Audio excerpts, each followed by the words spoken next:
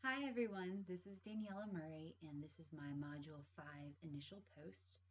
I found that I've read the articles first and the chapters afterward, and in that time I met with my student athletes in the mix, and it was kind of neat how it turned out because I admit sometimes I feel like I'm really having to struggle finding connections with the readings and my student athletes just because of everything that has happened with the athletic program. Um, I've missed chances on meeting with students. No one's fault, just kind of how the cookie crumbled. Either my students got excused out of tutoring, or I missed a tutoring for personal reasons or professional reasons, or other circumstances. But I think sometimes all the theories and the frameworks are playing a part whether we realize it or not. So just because we're not recognizing them doesn't mean that they're not there.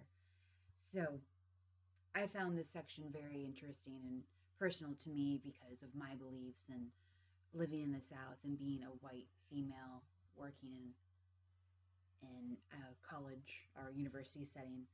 Um, and I don't know, it makes me happy that this is getting so much focus, um, and that religious privilege is just one layer. Like, for example, I find that I have a belief system that's a little untraditional, and I'm also a white female with a college education.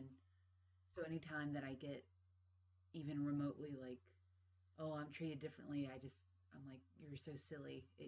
I could be treated so differently and so poorly. Like I have it. I'm so lucky. Um, if that makes any sense.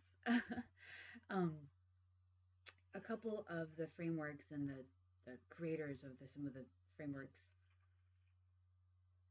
focus, I think it was Kohlberg was one of them, mentioned how it's not just a spiritual or religious or a belief system, that it's a cognitive aspect as well.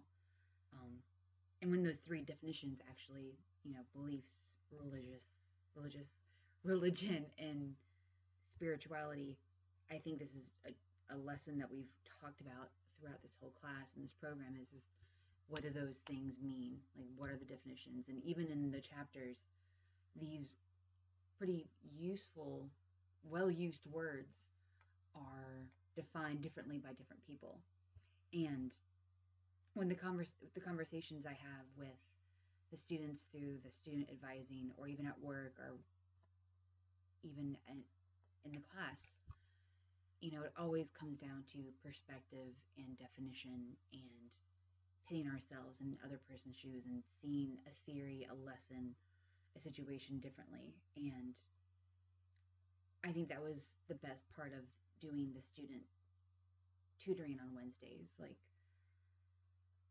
the simplest of conversations, I would ask for clarification on things, whether it was religious, topical or not. But I don't know, I think I've heard a lot of people pretty, not disappointed. I hate to use the word disappointed, but, you know, the campus as a whole has gone through a lot this semester, and I think we're getting a lot more out of the time that we spend with students than we expect. And on Wednesday, before and after my tutoring, I peeked at the basketball game that was going on, and I kind of got goosebumps because I just thought about what all those athletes are going through, and what kind of belief systems they all have. And one part of the chapter, I think it was Jones, maybe it was Evans, talked about how, or maybe it was one of the articles. I apologize.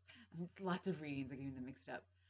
About the traditions that are on campuses, that remain still religious affiliated, like the winter breaks, the even the non-dimensional prayers, the routines before a basketball game, or any kind of athletic game. I'd think about what the students did to prepare for the game.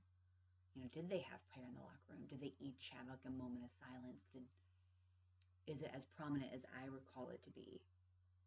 But I don't know, it was just kind of refreshing to see everything come full circle. And I vowed to go to a basketball game this season. So That's it for me. Thank you so much.